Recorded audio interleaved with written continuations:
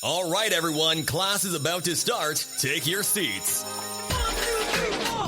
Welcome to UGC 101, the podcast about all things user-generated content.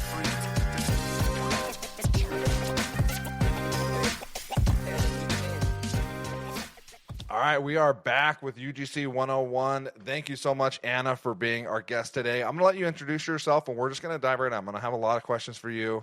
Really want to pick your brain on kind of your UGC journey and what you've seen work and kind of how you've taught other people.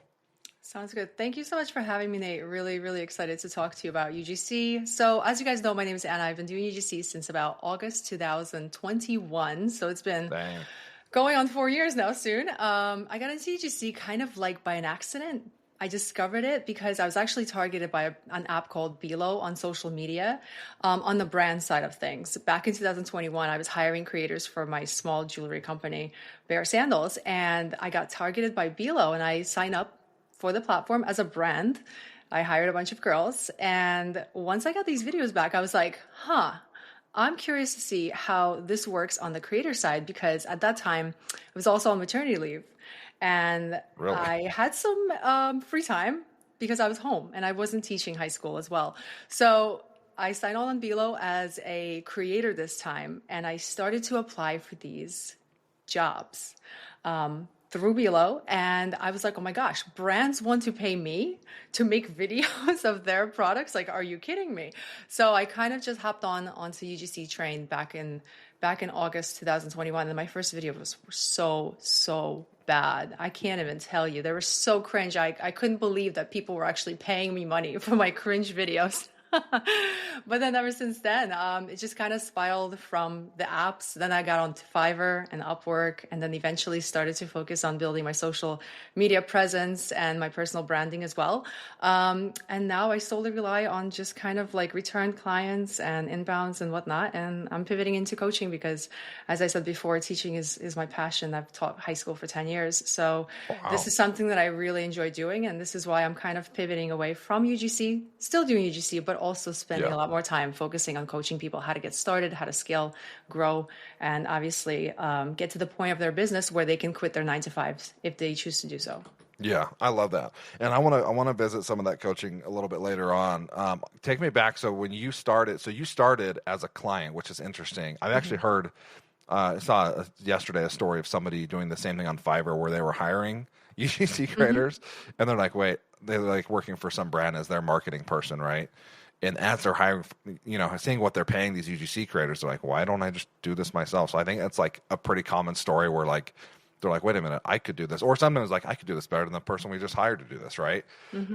So I didn't realize you were a teacher. That's awesome. So you taught for 10 years, high school. High school, yeah. Wow. How was that? Awesome. I love high school. You're either an elementary teacher or a high school teacher. Yeah. Middle school is just a terrible age. You don't want to teach middle school. Nobody wants to teach middle school. But yeah, I taught elementary for like a hot minute, and I was like, this is not for me. I love being able to like relate to the kids more. And so I taught high school for 10 years, and it was awesome. I really enjoyed it, to be honest with you. I would still probably be doing it if I did not leave teaching for UGC. Yeah. So that was awesome. Yeah. But it got to the point where UGC work got so busy that it was either I continue teaching and quit UGC, or I go all 100% into UGC. And at that time, I just decided that this is going to be something that I regret if I don't do. So I have to do it. Yeah, you just didn't have enough time in the day, right? You can't do both all the time, or else you're like, why am I working 24 hours a day? This is crazy. It's not worth it. That's wild. So when you first got into UGC 4 years ago, which I feel like in UGC years is a long time, right? Like, I mean, I've only been around for a year. I know that it's getting more and more popular. When you first got in, you said your first few videos felt cringe. Like, how did you get better? Did you end up like buying someone else's course, or were you like, I just got to like watch other people, or what resources did you have at the time? Honestly, none, because back then there weren't like a lot of creators online talking about UGC. And I actually didn't have social media at all. I was solely practicing making these cringy ass videos on Below, on Join Brands, on Incense. And I was just like getting those reps in on the apps. I didn't join social media until like a year and a half later into my journey. And I was like, oh my gosh, there's like creators talking about being a UGC creator. And I'm like, where was I? Like, I've been doing this for a year. I wish I had bought a course. I wish I had invested into like mentorship, because it probably wouldn't have taken me like a year to get good at content. Yeah. Because for me, it was all trial and error, trial and error. Like, this worked, it didn't work. Like, I tried this concept, it was complete disaster. Okay, let's try something else next time. So it was just literally trial and error. And I always tell this to all my students. I'm like, if you can invest into your education to expedite that learning curve, it's going to be so much better for you in the long run, because you're not going to have to do everything by trial and error. So if you went, so you were basically just getting a revision. People were getting revision requests, and you're like, okay, I guess I did this wrong, or I guess my voice sounded weird here. And you know what? You have to also consider something. Back in like 2021, 2022, UGC was very fresh. So brands were really happy with like really crappy videos, luckily for me. So the expectations were really low. And so when I was creating this content and doing these like monotone reviews of the products, like I don't have a soul, brands were like, oh, cool, we just get anybody for these videos. Like, this is great, And so eventually, obviously, the industry shifted and creators started to do this a lot more. So the competition started to kind of come around, and obviously these videos started to get better and better. So then I was like, okay, I really need to get my crap together, because I cannot be posting these or sending these cringy videos. I have to get better. And at that point, I got onto social media and I started to follow a bunch of creators who were posting editing tutorials. Those helped a ton just to elevate my editing style and whatnot. Just going on YouTube and just watching things about marketing, sales psychology, just how to actually present products on camera so it doesn't sound salesy. Yeah. So you really got into it. That's awesome. Yeah. I think a lot of people dive in and they don't realize, like, it's kind of a, interesting, because it's easy to get started in UGC, but it's hard to get good at UGC, like, right? Unless you have like some natural gift. I talked about this on the last episode, but like, I thought I was making pretty good videos. I mean, I've been doing this for over a year. And then I got around some other people at an event a couple weekends ago, and I'm like, oh, my videos suck. Like these guys are unreal. Like, they're so good at editing. And I think depends on like you said, depending on the client, you may have some that like it may be their first experience with UGC. So whatever you throw out there, they're going to think is amazing. But then you have other brands that like, oh, we've hired 500 UGC creators, so we know like what to look for. Yeah, absolutely. And so I think there's more that goes into it than just like, hey, read a script. I mean, occasionally you get the easy ones that say stand against a blank wall and we'll edit everything and send the raws and you're good. But I think it's getting harder and harder to like stand out. And that's why you have to keep on the top. Like anything else, you got to stay fresh with the latest trends, with the latest, like, what's working, what's not, and how to really kind of be the best in your category, whatever that is. Yeah, absolutely. So I want to talk about one thing. I saw one of your videos and you mentioned this, and I wanted to kind of dive into this. So like a lot of what I tell friends and the people in the course that I have is like, I'm very fiber centric, where you're like, hey, you don't need a portfolio, but eventually when you do create a portfolio, like just create your portfolio based off videos you've done for real clients. Now there's the other kind of a train of thought, I think, that people are like, hey, I'm just going to go direct, like screw Fiverr, screw any of those brands, like Billo, like all these things. Like, hey, I don't want to deal with this. Like, I'm on all those platforms too, but I use Fiverr mostly, but not a lot of like, signed up for Billo, never got a single job. I'm on Incense, never got hired once type thing. You mentioned in one of your videos, like, okay, there's a difference between just creating a portfolio with crap at your house versus creating a portfolio that's actually going to land you deals. Like, talk about that a little bit, because I've also seen a ton of people saying, hey, just like grab 5 things you use at your house in the same chairs for 5 straight videos, like where it kind of seems it's all the same playbook for 5 straight videos type thing. Like, explain why you should either have somebody like look at your portfolio before you just blast it out, or like what the mentality is for creating a portfolio for direct outreach to brands. So the way that I personally look at it is that like, I want to maximize my time, because time is very limited, specifically for people who are a little bit older, who have kids, responsibilities, house, etc. And so, I'm going to be 38 this year. So I started UGC when I was 34. I had a toddler and a newborn.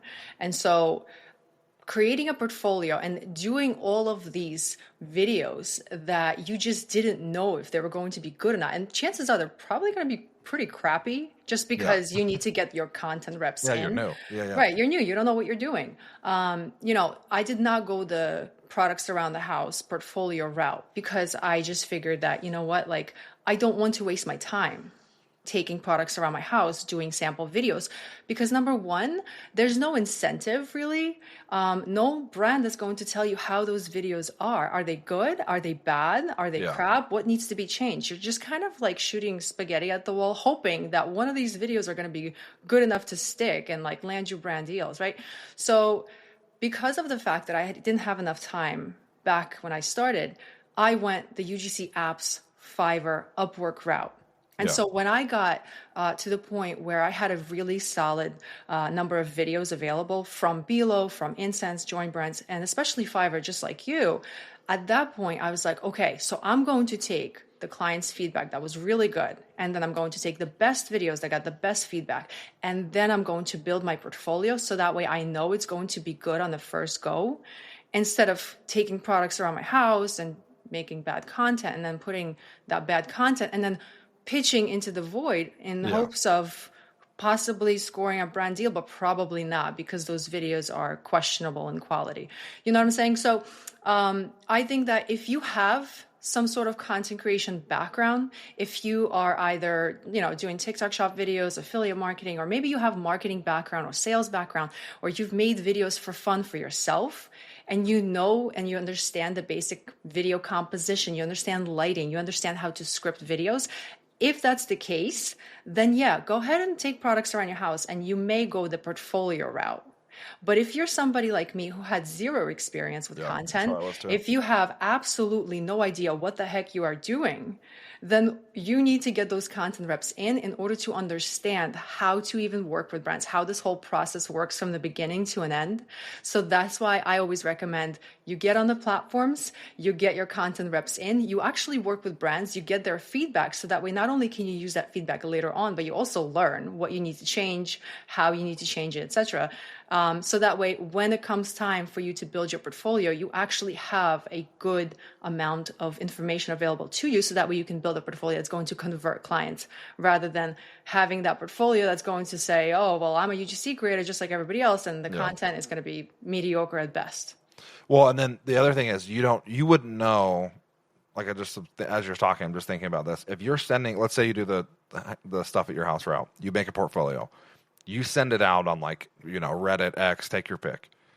You never hear back. Like, you don't know if it's because your videos suck or because your pitch sucks or because the brand doesn't want you. Like, you don't narrow. That's what I love about Fiverr, just because if you're not getting, know where to diagnose the problem.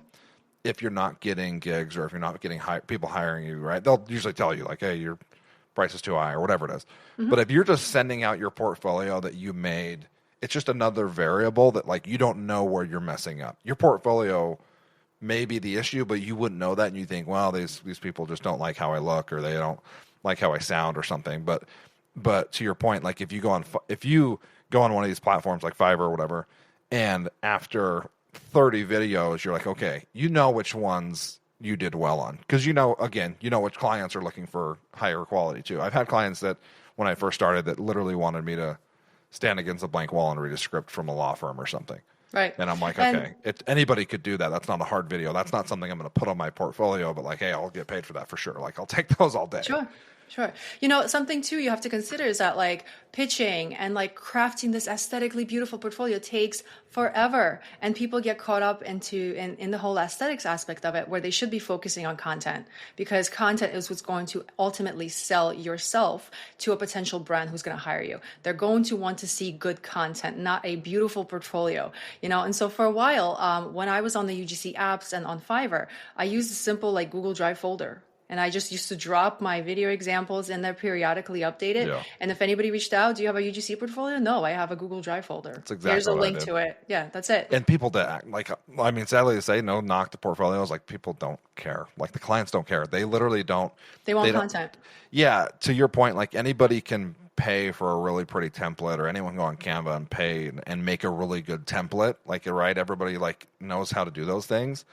But no one's going to care what color. My portfolio sucks. I know they're scrolling right to the videos and hitting play. They don't care about how pretty the font is. As long as your contact info's on there and your videos are good, the rest of it doesn't matter. But I 100% agree with you. I think people get to, I mean, it took me like probably 6 months to create my portfolio. I had worked with over 150 brands and I still thought like, should I create one? I'm like, I had all the content I needed, but I Yeah. like was too like, oh, it needs to look like perfect. And I'd like scroll the templates on Canva. I'm like, I should do this. Should I do my own website? Should I pay someone on Fiverr to make me one? And it was like this analysis paralysis where I was like, I cared way too much about the aesthetic of the portfolio. You know, I was like, I mean, you're 37, so I'm also 37, so we can talk about this. It's like your MySpace page, right? Like, I'm my I God. feel like there's this MySpace page. Like, you know, it took me. I was back when we were like, you know, coding back in the day before coding was a thing. You know, it's like you're caring way too much about what this looks like. Yeah. The company's going to go straight to your videos. I mean, the other thing I also think that why you should wait to make a portfolio after you've worked with some of these platforms is because you have reviews, like you have testimonials to put on your portfolio. And that's super important. Yeah, and if you haven't worked with a single brand and you like do the dish soap in your house, like you can't just put a fake review from the dish soap company, you know? Right. Like you have actual testimonials from brands, and I think those two things, the videos and the testimonials, are super important, right?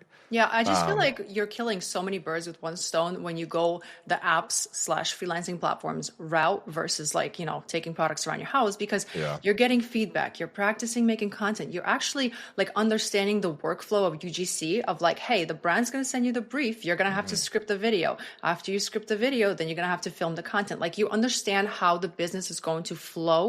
So that way, once you have that understanding, at that point, once you're comfortable, you can start to think about, okay, well, what are some of the repetitive tasks that I can outsource, streamline, or automate? Because ultimately, you don't want to replace UGC with your 9 to 5 and just have UGC grind be there instead of your 9 to 5, right? You want to make sure that you're structuring your business so that way you're keeping in mind of like, okay, how do I automate this later down the road? How do I structure it so that way I can actually hire help who can do this for me?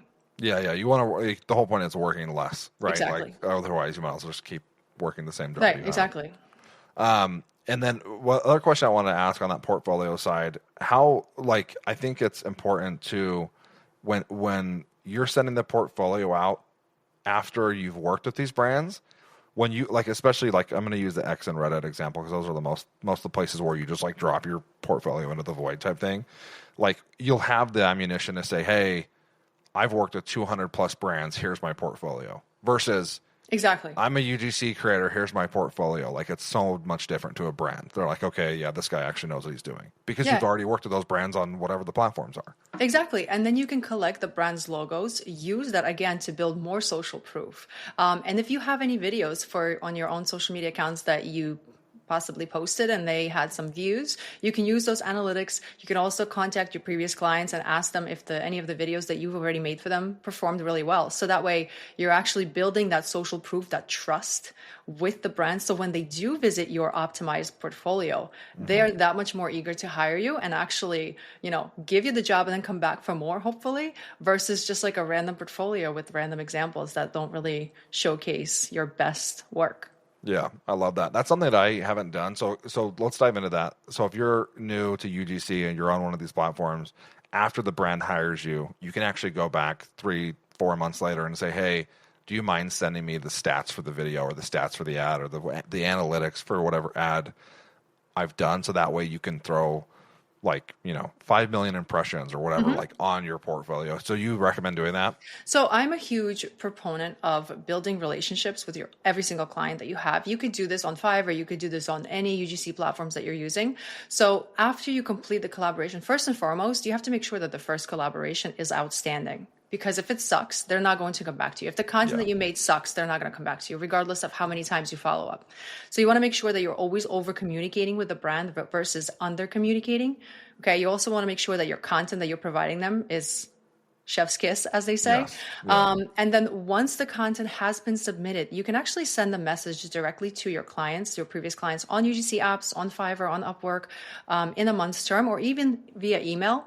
And you could just say, hey, just wanted to pop in here and see how the content is performing. Oh, and by the way, I have some ideas for next month in case you guys want more content. Let's say, I don't know, Mother's Day is coming up. Here's some ideas I have for Mother's Day, or, Christmas is coming out, Black Friday, whatever. So you pitch yourself and you're basically not only following up and asking for those metrics that you could potentially use in your portfolio, but you're also kind of like reminding the brand that, hey, I'm still here. And if you had a good collaboration, you don't need to go and look for another UGC creator. You can just hire me again and we can build this relationship and I don't have to go pitch into the void. Yeah. Yeah. They already know what they're getting. They know they're getting quality. And then it's also like you're almost like part of the team where like you're coming up with ideas, which I know, I mean, I still work, full-time gig, like marketing teams need that because they have so much on their plate. They're like, oh, sweet, this person's bringing me ideas. So I can skip that step for here. Exactly. And you don't have to constantly focus on building those one-off brand deals where once you establish a relationship with a brand, once you get familiar with the brand and their product, the whole process just becomes so much more seamless. And there's a lot less friction between the creator and the brand. For example, for contracts, like if you work with a company once, you know their contract, you're familiar with their terms, you could just agree to the same terms or, the relationship can be, or the contract can be modified without that friction that can be there initially. So yeah, it's definitely worth it. I do think that a lot of creators overlook that because once they get into UGC, they're excited. They want to get as many deals as possible. But it's like, you got to take a step back and you really have to make sure that your first collaboration with brands, and of course, every subsequent collaboration with a brand is really, really good. So that way they're coming back to you again and again without you having to do extra work to find new clients every month. Yeah, especially me, like I live and die on repeat clients like that. If I didn't have repeat clients, it would be bad. Like you got to have repeat clients because there's obviously new companies coming in, but like repeat clients is like that stability that you need. Absolutely. Especially to your point, like if you want to do it full time like that, so you have to count on that, One thing I wanted to ask about, this is another video that I saw, or it may have been on one of your lives when someone had asked like, hey, I have an accent. Is that going to disqualify me? I want to talk about this with you, especially because you have firsthand experience with this. Talk about why. So one of the biggest questions I get, and this is like friends, family, people that, know me online. They're like, yeah, but I look a certain way or whatever. My voice sounds a certain way. Like, are you sure brands want to hire me? Like accent being one of those factors. Why I want, from experience, like why does that not matter? Why does that help you actually, Yeah. So you can use that to differentiate yourself from the vast majority of UGC creators. If you have an accent, that means that you probably speak another language. So you can actually use that to your advantage and position yourself as a creator who is bilingual, trilingual, whatever. Yeah. And then you can create content in English, in your second language, your third language, whatever. Brands will pay top dollar for people who are authentic. It doesn't matter if you have an accent, what you look like, who you are. As long as you have that on-camera presence and you can captivate the viewer, that's the most important thing. Plenty of creators have accents and they are very, very successful. So it doesn't really matter what your background is, where you come from. As somebody whose English is not my first language, I have an accent. And trust me when I tell you, sometimes it takes me like 20 takes to get a sentence out when I'm filming, just because my brain and my mouth don't communicate together all the time. But as somebody who has an accent, as somebody who has learned English myself, I could tell you, it's going to be tough when you're trying to work up this skill of talking on camera. But once you do, it just becomes so much easier and you stop caring about the cringe and you stop caring about what Karen from high school is going to think of you. It just becomes a second nature. And the fact that you can offer content in second language, not a lot of creators can say that they can do that. So it's actually a really unique, really cool, unique selling point that you can use to your advantage. Yeah. No, hats off. I speak Russian as a second language, and I've only done like 2 videos, and both of them I'm like, I need this script, punctuation, I need everything. So I hats off to you. I don't know. Do you speak Russian too? Stop it. I speak Russian. Oh, really? Yeah. Wow. Yeah. Well, it's funny because a lot of my friends that are like trying to get in, that I'm trying to help get into UGC are either Russian or from Ukraine, right? I lived in Russia for about 4 years. Nice. And a lot of them had left Russia or left Ukraine. So now they're like in the US or Europe or whatever. So now I'm like trying to help them with this, right? And they're like, oh, what about my accent? I'm like, dude, the accent's actually cool. People don't care. I almost feel like the American accent is like, you can't market an American accent in Belgium right? But if you have a slight accent, whether it be Russian, Ukrainian, whatever, right? Then all of a sudden you can market that everywhere, and you can market in the U.S. because I come across brands all day long with people with accents. Like, who cares, you know? And also like you can market that as like something different. Like people actually, when they hear a different type of speech on video, they instantly want to stop and kind of listen. Yes. They're intrigued by the way that you're pronouncing words. It's actually a really good thing. Yeah. It's definitely keeps them engaged longer, and it's like almost like an additional hook in your arsenal. Yeah, exactly. Super interesting. So the other thing I want to talk about is age, right? So we're both the same age. I talk about so I have a lot of friends. I'm getting into this. A lot of like people that have taken my course that are like 30 plus, 40 plus. Talk about your experience being, not like 20 to 25, where I feel like, especially right now on Fiverr, it's like all very young creators. I also like have the opinion this is like kind of a superpower. Like, hey, this is like something you can play to your advantage. Talk about that and kind of what your experience has been. Honestly, I think that the older you are, the less competition you're going to see in UGC. So if you're 20, you're going to see a lot of competition. And so you're going to have to figure out how to differentiate yourself, among the other UGC creators. However, the older you are, there's just simply not enough creators in those older, quote unquote, age brackets. Older millennials. Yeah, we're not old. Gen X. Yeah, I know. 21 forever, baby. Yeah, exactly. No, but I think that if anybody's getting into UGC thinking to themselves, oh, well, who is going to hire me, some 42, 47, 55-year-old person who's never done content creation? And I can't stress this enough. So many people will. Brands are desperate because there's not enough creators who are a little bit older and who can present information authentically on camera, right? So like from my experience, I think that my age was one of the biggest selling factors, especially when I got into UGC. There's simply not enough older creators. My first couple of videos, I actually had a newborn. And so a lot of my videos back in 2021 were with my son, right? And so brands at that point, they're like, oh my gosh, we have a mom creator. Yeah, they love it. Yeah, they love absolutely. It. So like I was doing all these baby product videos, which were really cool for me because all I care was about getting free stuff at that point, right? Yeah. So it was like a no-brainer. But I think that if you are older, you shouldn't let that stop you from getting into content creation because the possibilities you'll see, like once you get into it, the possibilities are endless because once you learn the skill of content creation, you could take that skill and pivot into so many different directions. Like it's insane. People get into creative strategy, open up ad agencies, they become influencers, they get into script writing, video editing. I mean, like the amount of things you could do after you learn UGC is truly mind-boggling. So just because you got into UGC a little bit later on doesn't mean you're going to stay with UGC. You can always pivot into so many different directions afterwards as well. It's just kind of like the tip of the iceberg. Yeah, no, I love that. I 100% agree. I think a lot of people don't realize how like needed older creators are, right? So if you're like 30 plus or even 35 plus, let's say, listening to this, like, and you're thinking about UGC, like you got to get on it. You need to get on it yesterday. But yeah, because I mean, I think I mentioned this in one of the last episodes is like I've been asked to say I'm 50. Multiple times, right? It might be a little bit gray, it might be the bald head, I don't know, but I've had to say like, when I turned 52 last year, and I'm 37, I'm like, dude, I'll throw on 15 years, for a video, that's fine. I've had to act like my daughter's my granddaughter in videos. So like, which tells me these companies are desperate for creators and they're okay to have a 37-year-old act like they're 50. If they had a 50-year-old available, they would hire a 50-year-old. Sure. And I actually think that it almost helps that they're not that like some of these older creators are not as polished with, the people that didn't grow up with social media, like they actually like that, like it seems so much more genuine. Yeah.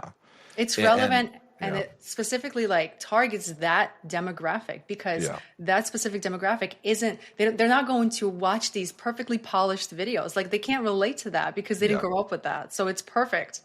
Yeah, they don't care about the transitions or like the fancy text and all that stuff because they're like, they don't know how to do that. So they're like, okay, this is obviously some big company paid for this. Whereas like someone just standing by their shed talking about the lawn care they just received, in one full take without any Right. cuts. Like that speaks to those people, you know. Exactly. And I think also it's like just thinking about from a demographic standpoint, like those are the people that coming like, you know, are you know, in their 40s, in their 50s, those are the people that have spending power, right? And so, of course, these companies are like wanting to target that demographic because, you know, they've been working their whole life, they have money, they're like, you know, and so they have the extra funds, and so I feel like that's a huge need. Right. And also those brands that have that marketing power, they also have bigger budgets to pay creators. So therefore you don't have to necessarily settle for those low paying jobs if you're a little bit older. You could just raise the bar and say, well, this is my rate. And I Yeah. can charge confidently that rate because you guys are desperate and I'm here to provide a service for you. So you're more likely to pay me my rate versus not. Yeah, I know that you don't have another choice, so you're going to pay whatever. Yeah, that's a great point. If you're an older creator, I would definitely start your rates higher than normal, especially like if you're on Fiverr. I mean, it's pretty easy to go on like Fiverr and go in as a buyer and type in, you know, UGC 50+ year old or something and see what people are charging. You'll be And shocked. there's not a lot of creators when you do that. When you do like the, I guess, customer research or market research, if Yeah. you're an older creator and you see what other creators are charging that fit your demographic, like you'll see that the amount of creators drops drastically the older you get. So the competition is really non-existent almost. Yeah, which is another reason they get in now. Because like even if you're in your like I'm 37 and I'm like excited to like when I get my 40s and I can charge, you know, and there's not gonna be anybody in the 40s doing it, right? Right. I mean, unless more people start to catch on, which I think it's that maybe it's older yards, like in the whole like, you know, teaching an old dog new tricks. Like it's hard to like change and do it, but if you do it and get past the cringe. And just get like you're old enough, you should not care what people think at this point, you know. Yeah. So I think that's awesome. I want to dive into your course. I know I don't know a lot about it, so I'm excited to learn. So you have this program called 2 hours a day for 30-day boot. Like I'm probably butchering the name of this, but can you talk about that? And like, you know, you're basically saying, here's a 30-day plan. It's going to take 2 hours a day, and by the end of that 30 days, you're gonna know X. You know what? Right. Explain that for me.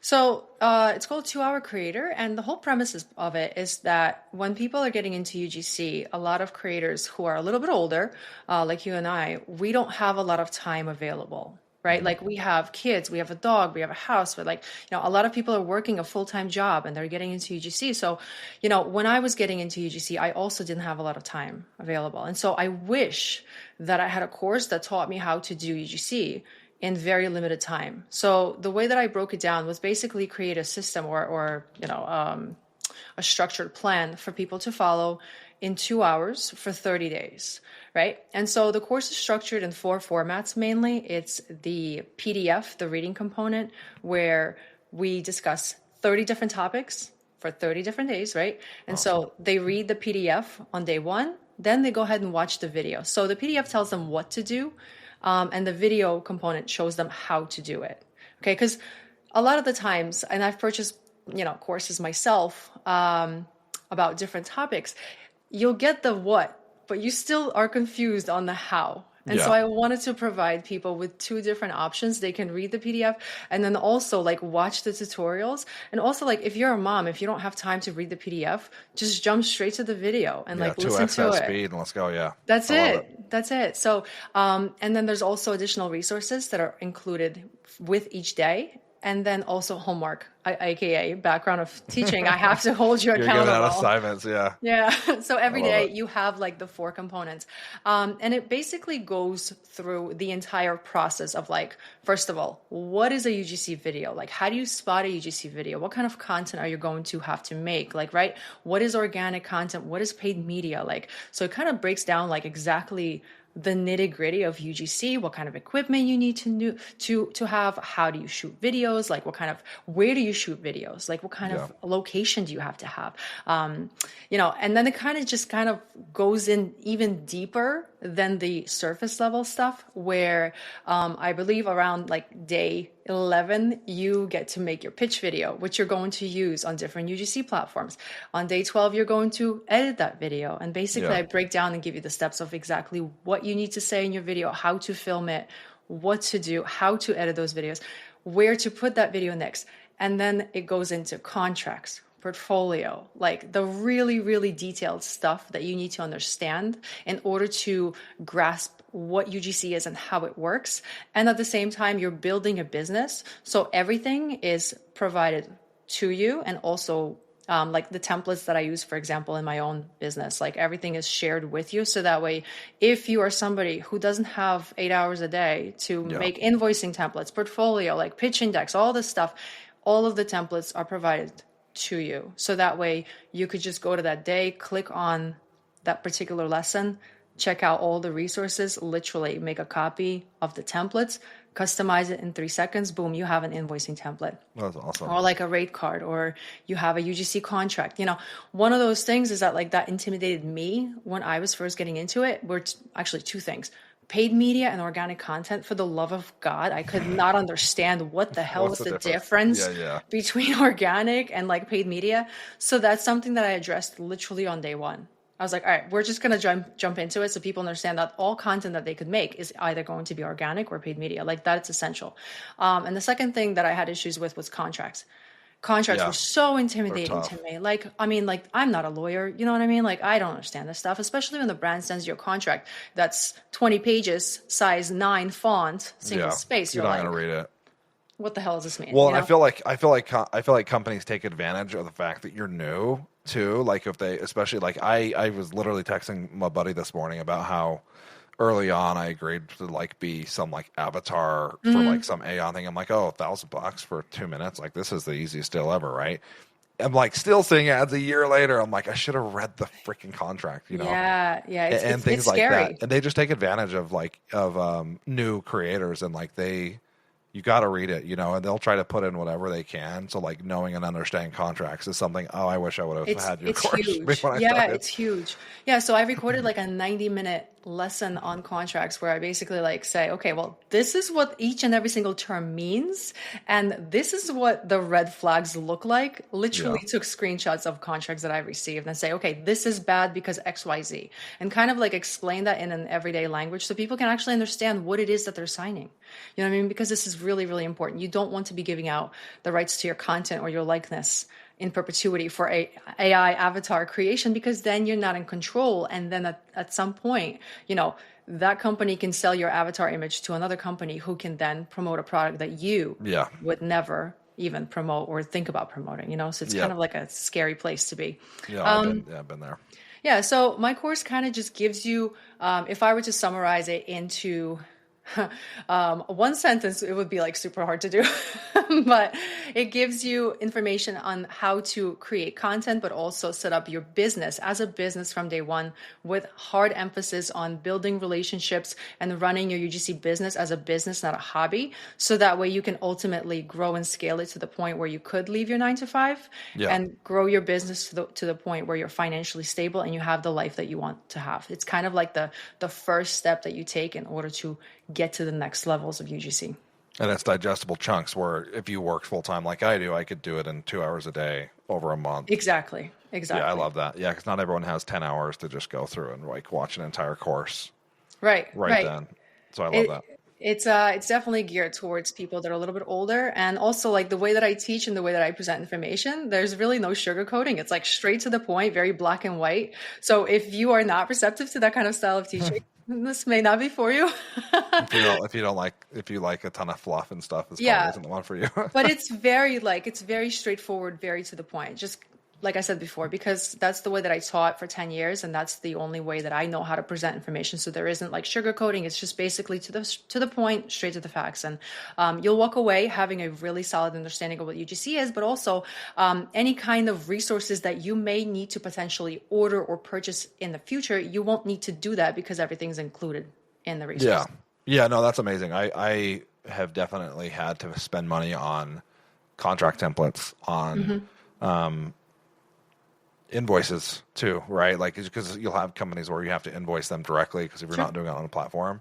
So that's awesome that it's all included in that. So I'll drop that link in the podcast description. So if you're listening to this, go to the description. You'll have the link right to Anna's course. I want to end with a segment that I just started doing last episode. I just think it's like, as a UGC creator, when we very first start doing it, a huge incentive for this is the free products, right? You don't always get cool products. So this segment is called UGC you later. What's the worst project or what's the worst product? You don't have to say the name of the product that you've Oh gotten my or like the God. worst project. You're like, I can't believe I said yes to this. Again, you don't have to roast the actual brand No. name if you don't want to, or you could. I don't, I don't care. There's quite a few. I could think of a couple of them, but I think that the worst product and the worst client I've ever had was for a custom foam company that literally replaces the foam inside of your couches. So yeah. Like where you unzip the cushion and like they have this Yep. size. So let's say you have a Damn. saggy couch, right? And like you want to replace the cushions without replacing your entire couch. Oh, I didn't know So you they'll could do that. send you Okay. like custom cut foam pieces, right? So this was a terrible collaboration for different reasons, plural. Number one, the amount of foam that showed up in my house Insane. was insane. Was insane. Stuff you'll never use There were ever boxes of this freaking foam. I didn't know what to do. Where So to not even like custom store sizes, it. just every size, and they want you to They promote. they send Okay. me like, I don't know what the measurement is, 16 by 16 squares of this foam in different thicknesses and oh my God. So It not was even matching like a foam. couch you existed No. that you owned. That One sucks. piece of foam for like every type of foam that they carried. I was my like, gosh. oh my God, what to do with this foam? So obviously it went to the dump. But but the client was really, really difficult to work with. Like we hopped on a call and right off the bat, he goes, I changed my mind a lot. And I'm like, well, this is going to be a problem. Now you have to agree to. Yeah, that sucks. When He that goes, happens. I'm going to purchase extra revisions right off the bat because I changed my mind a lot. And I'm like, okay. I agreed to 2 rounds of revisions. After that, it's going to have to be paid for. And so, of course, once I delivered the video, which by the way was 4 minutes long, Which he is sent me already a 4 times too long. 17-page request of revisions. And I was like, so I have to basically reshoot everything. And so I did. And the second time he sent me another like 10 pages of revisions. And I was like, at this point, I'm going to reshoot because I did agree to the 2 rounds of revisions. Yeah, which I don't agree to anymore. I made that mistake early on. Yeah, that was also my early on experience. And, after the second time, they were still not happy. And I basically said, I'm not doing it anymore. To then they basically threatened to not pay me. And because I used a contract, I referred back to my contract and I said, fine, I'll see you in New Jersey Small Claims Court. Bye. Oh, yeah. So they did pay me, but it was like a very bad collaboration on the product side. There wasn't a match on the content creator / the brand side. We just did not mesh together, and that was a learning experience. You have to have those bad collabs to learn from that. And now I know better to work with clients who are very undecisive and who can change their mind 1,000 times per collaboration. Well, that's one thing you learn early is like if you're the fact that they got on the first call and they're like, hey, we need to change everything. You're like, okay, that's kind of like, I've already agreed to this.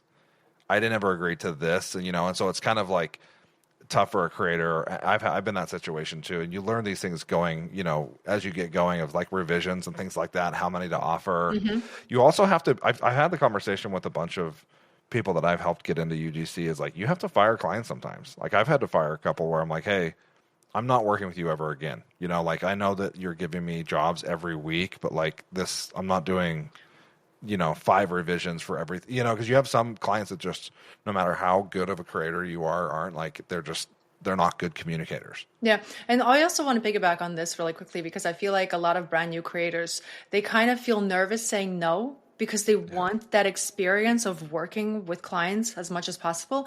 But it's okay to say no to certain clients that don't align with your personal values. And just a real quick background story, like my son, my firstborn was born prematurely at 27 weeks. And I had a company reach out to me. It was a company for like a developmental app. And at first I was really excited because it was actually one of the apps that I used with my son when we were trying to catch him up to speed because he was delayed in like everything. So they reached out and they're like, we want you to make a video, da da da da. And like, I was so pumped. And then they sent me the brief and they're like, well, we want you to use footage from the time when you guys were in the NICU. And I was like, whoa. Like, absolutely not. Like, this is so personal, and it's like 60 minutes. triggering. Yeah. Like, we can't do that. I will, no problem, have, some footage of my son running around now and talk about the app, and because we were actually the actual users of the app back in the day. But to me, that like really kind of just did not sit right.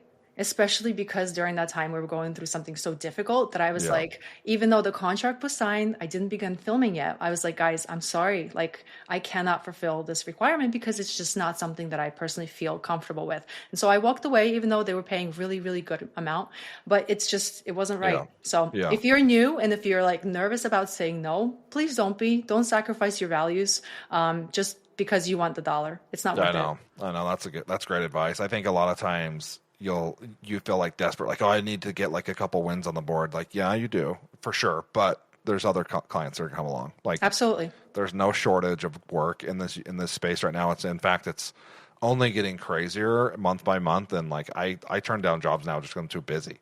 Hey, we need this by Friday. I'm like, hey, I'm working on 10 videos. I can't. Like, sorry, but here's a friend that can do it or whatever.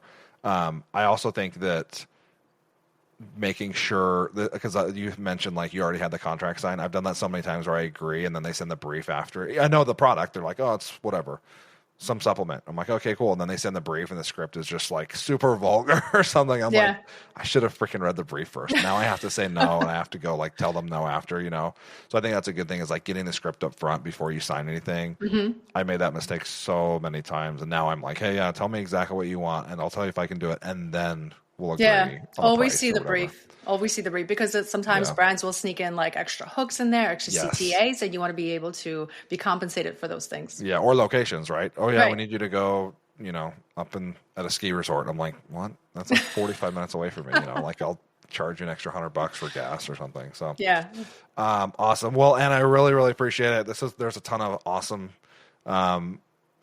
piece of advice you gave, and I feel like if you're a new creator listening or an experienced creator listening, like there's a lot of things that I've learned. So super appreciate your time. Again, I will drop the link to the course in the description.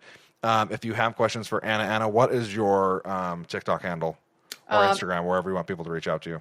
A+ socials on everything. Plus, all one word. All one word. Plus A+ PLUS, socials. not the sign, right? Correct. Yep. A+ socials. Okay.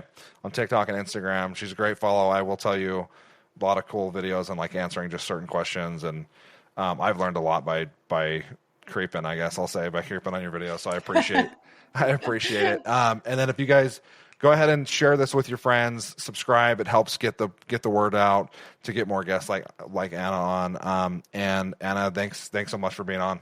Thank you so much, Nate, for having me. It's been a pleasure. All right. Have a good one. You too.